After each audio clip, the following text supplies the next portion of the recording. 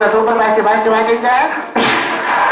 അതിന് പോകത്തില്ല. അതിന്റെ ടയറ് പൊട്ടിപ്പോയിരിക്കുകയാണ്. തൃശൂർ അങ്കമാലി ചാലക്കുടി വഴി കോഴിക്കോട് പോകുന്ന സൂപ്പർ മാച്ച് അത് പോവുകയും ചെയ്തു.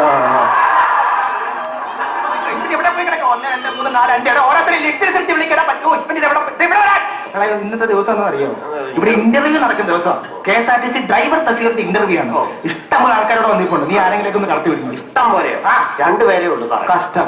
രണ്ടുപേരെ വന്നിട്ടുള്ളൂ. രണ്ടുപേരെ ആകെ ഉള്ളൂ. അതിലെ ഒരുത്തരാണാണോ പെണ്ണാണോ എന്ന് എനിക്കൊരു സംശയം. അതാ അവനോട് എന്ത് ചോദിച്ചാൽ അവൻ ഡാൻസ് ചെയ്ത് കാണിക്കുന്നു.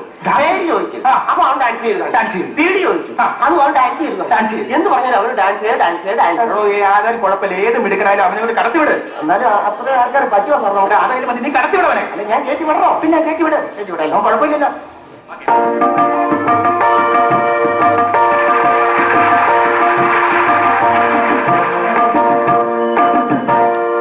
സുപ്രഭാതം. നമസ്കാരം. സുപ്രഭാതം സുപ്രഭാതം എന്ന് പറഞ്ഞില്ലേ? ഇവിടെ സുപ്രഭാതം ഒന്നും വേണ്ട. ഇവിടെ ഒന്നാമത് KSRTC ഇപ്പോ കുറച്ച് ആൾക്കാരെ ഇന്റർവ്യൂ ചെയ്യണം. ഇയാളെ സുന്ദരനാണല്ലോ, നമുക്കൊരു സിനിമയ്ക്ക് പോവാം. ഇവിടെ സിനിമയ്ക്ക് പോകാനാണോ? ഇവിടെ സിനിമയൊക്കെ പിന്നാട്ടെ. ഇവിടെ ഇന്റർവ്യൂ എന്ന് പറഞ്ഞാലും നമ്മുടെ ഒന്നാമത് KSRTC നഷ്ടത്തിലാണ് ഓടുന്നത്. എന്റെ ഈശ്വര, അപ്പൊ ഡീസൽ ഒഴിച്ചല്ലേ ഓടുന്നത്?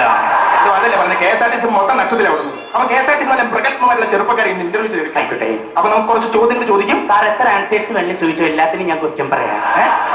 പറയാം. ശരി, എന്താണ് എന്റെ പേര്? എന്റെ പേര് പുഷ്പൻ. ഇഷ്ടമുള്ളവരെ പുഷു എന്ന് വിളിക്കും. ഞാനെന്ത് വിളിക്കണം? സാറിനെ പുഷ് എന്ന് വിളിച്ചാൽ മതി. പുഷ് കൊള്ളാം. എന്താണ് പുഷുവിന്റെ അച്ഛന്റെ പേര്? അയ്യപ്പൻ. അമ്മയുടെ പേരോ? അയ്യപ്പി. ഇയാളത് കൊള്ളാലോ. പുഷുല്ലേ? പുഷു ഇവിടെ KSRTC ഇന്റർവ്യൂ വരുന്നതിന് മുമ്പ് പുഷുവിന് എന്തായിരുന്നു പരിപാടി? എനിക്ക് ഡാൻസ് പഠിപ്പിക്കലായിരുന്നു സാറേ. എന്തോരം പിള്ളേരെ ഉണ്ടായിരുന്നു അറിയാമോ? വീട് വിടാന്തരം കയറി തന്നെ പഠിപ്പിക്കലോട്ട് തന്നെ പഠിപ്പിക്കില്ലേ? പക്ഷെ ഇപ്പൊ ഞാൻ ഡാൻസ് പഠിപ്പിക്കലെല്ലാം നിർത്തി. ഒരു ഡാൻസ് എന്ന് പറഞ്ഞ സിനിമയിലേക്കുള്ള പുതിയ എൻട്രിയാണ്. എന്റെ പൊന്നു സാറേ, സിനിമയിൽ പോയാൽ പൊട്ട സ്വഭാവം പഠിക്കും. അതൊക്കെ തന്നെ തോന്നല. മഞ്ജു വരെ ദിവ്യാവണി അവരൊക്കെ നൃത്തത്തിലൂടെ അല്ലേ നേരെ. മഞ്ജുവിന്റെ ദിവ്യൊന്നും കാര്യം പറഞ്ഞ എനിക്കറിയാം. മഞ്ജുവിന് ഇത് പറ്റുമോ? മഞ്ജുവിന് ഇത് ദിവ്യക്ക് പറ്റുമോ? പറ്റില്ല. ഈ ഡാൻസ് പഠിപ്പിൽ കഴിഞ്ഞ് എന്തായിരുന്നു ഇപ്പൊ കൂട്ടിക്കൊടുപ്പാ? കരല് മണലും എല്ലാം കൂടെ വാർക്കപ്പണിക്ക് പോവാനാണ് സാറ് തെറ്റിദ്ധരിച്ചു. അതിന് വാർക്കപ്പണിക്ക് പോയാല് ഇപ്പൊ എന്ത് കിട്ടും ശമ്പളം? ആണുങ്ങൾക്ക് പെണ്ണുങ്ങൾക്ക് 150 രൂപ കിട്ടും. എനിക്ക് 125 പിന്നെ ഒരു തയ്യാറേ. ഇയാളെ സുന്ദരനാണ്, നമുക്കൊരു സിനിമയ്ക്ക് പോവാം. സിനിമയ്ക്കൊക്കെ പിന്നെ പോകാൻ ചോദിച്ചുള്ളൂ. പുറത്ത് പറയില്ല. എനിക്ക് ഈ ഡാൻസ് എന്ന് പറഞ്ഞ ഭയങ്കര ഇഷ്ടമാണോ? പുരുഷ എനിക്ക് വേണ്ടി 2 സ്റ്റെപ്പ് ഒന്ന് കാണിക്കാവോ? കാട്ടട്ടെ. എന്ത് സ്റ്റെപ്പ്? സാറ് തെറ്റിദ്ധരിച്ചു. കാണിക്കട്ടെ. 1 2 3 4 തോണിക്കാരോ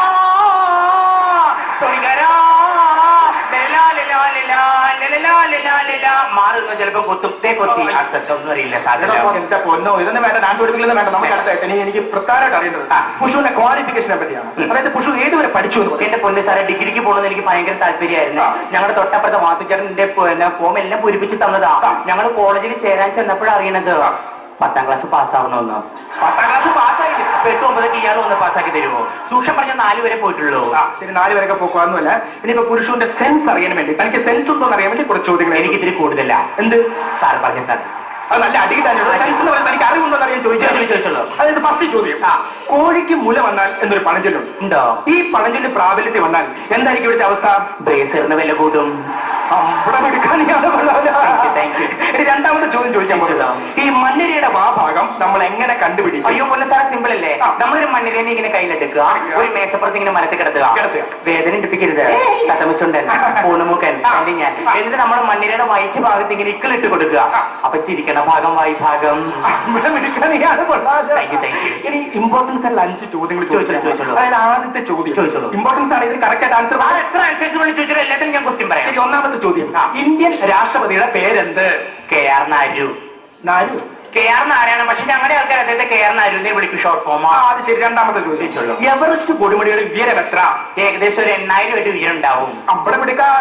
തനിക്ക് ജോലി കിട്ടുന്ന ആഗ്രഹമുണ്ടോ? ആഗ്രഹമുണ്ട്. സാറ് വിചാരിച്ച നടക്കും. ശരി. നാലാമത്തെ ചോദ്യം ചോദിച്ചോളൂ, ആകാശത്ത് എത്ര നക്ഷത്രങ്ങളുണ്ട്? എന്റെ ദൈവമേ, അത് വലിയൊരു ചോദ്യമാണല്ലോ. എന്റെ കവിർപ്പനമേ, എന്റെ അടൂർ പങ്കജ്, എന്റെ തെസ്നിഖാനെ, ഇതൊക്കെ ആരോടും? ഇവരൊക്കെ എന്റെ ദൈവങ്ങളാ. ഞാൻ ഇവരെ വിശ്വസിച്ചിരുന്ന ആകാശത്ത് എത്ര നക്ഷത്രങ്ങൾ? എന്റെ കറക്റ്റ് ആൻസർ കൃത്യമായിട്ടൊന്നും പറയാറായിട്ടില്ല.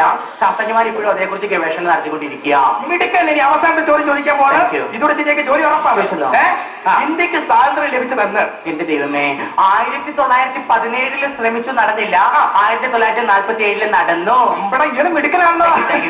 താൻ ഇമ്പോർട്ടന്റ് കറക്റ്റ് ആൻസർ പറഞ്ഞു. തനിക്കൂടെ ജോലി ഉറപ്പാണ്. ഞാൻ പോയി MD ഒന്ന് കണ്ടിട്ടുണ്ട്. തെണ്ടിയോ? തെണ്ടിയാണോ? MD അത് കേൾക്കട്ടെ, നല്ല ജോലി പോകും. സാറേ എന്നെ നമുക്ക് സിനിമയ്ക്ക് പോകണം. പോകാം. ജോലിയുടെ കാര്യം മറക്കരുത്. മറക്കില്ല. തത്തമ്മച്ചുണ്ടൻ ഞാൻ കണ്ടിട്ട് വരാം. റോഡ് പോക്കാൻ തല്ലി ഞാൻ തുണിക്കാരോ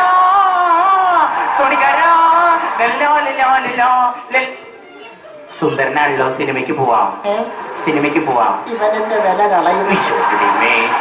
അതെ സഹോദര, സഹോദരനോട് ഇന്റർവ്യൂവിന് വന്നതാണോ? ദേഹത്ത് തൊടണ്ട, കാര്യം പറഞ്ഞോളൂ. ഞാനും ഇന്റർവ്യൂവിന് വന്നതാണ്. ആണോ? ഈ ചോദ്യത്തിരക്കാരൻ എനിക്ക് ചോദ്യത്തിരങ്ങളൊന്നും പഠിക്കാൻ സാധിച്ചില്ല. കാശ്മീരിൽ പിന്നെ ഇയാളെന്തിനെ ഇങ്ങോട്ട് പോണത്? സഹോദരനോട് ഞാൻ ചോദ്യത്തിരങ്ങൾ എന്നോട് പറയാൻ വളരെ ഉപകാരമായി. അയ്യോ, എനിക്ക് ഒട്ടും സമയമില്ല. ഇത് കഴിഞ്ഞ് 2 പേരോട് സിനിമയ്ക്ക് പോകാനുള്ളതാ. ഒരു കാര്യം ചെയ്യും, എന്നോട് ചോദിച്ച ചോദ്യത്തിന്റെ ഉത്തരങ്ങൾ ഞാൻ പറഞ്ഞു തരാം. അതേ ചോദ്യങ്ങൾ ചോദിക്കുമ്പോ ഈ ചേട്ടൻ അങ്ങോട്ട് ഉത്തരങ്ങൾ പറഞ്ഞു കൊടുത്താൽ മതി. 5 ചോദ്യങ്ങൾ ചോദിക്കുള്ളൂ. ഞാൻ പറഞ്ഞു 2 ഉത്തരങ്ങൾ. ഒന്നാമത്തെ ചോദ്യത്തിനുള്ള ഉത്തരം KR നാരായണൻ. ഒന്നാമത്തെ ചോദ്യത്തിന്റെ ഉത്തരം KR നാരായണൻ. രണ്ടാമത്തെ ചോദ്യത്തിനുള്ള ഉത്തരം ഏകദേശം 8000 അടി ഉയരുണ്ടാവും. ഏകദേശം 8000 അടി ഉയരം വരും. മൂന്നാമത്തെ ചോദ്യത്തിനുള്ള ഉത്തരം ആഗ്രഹമുണ്ട് സാറ് വിചാരിച്ച നടക്കും. ആഗ്രഹമുണ്ട് സാറ് വിചാരിച്ച നടക്കും. മൂന്നാമത്തെ ചോദ്യം. നാലാമത്തെ ചോദ്യത്തിനുള്ള ഉത്തരം കൃത്യമായിട്ടൊന്നും പറയാനായിട്ടില്ല.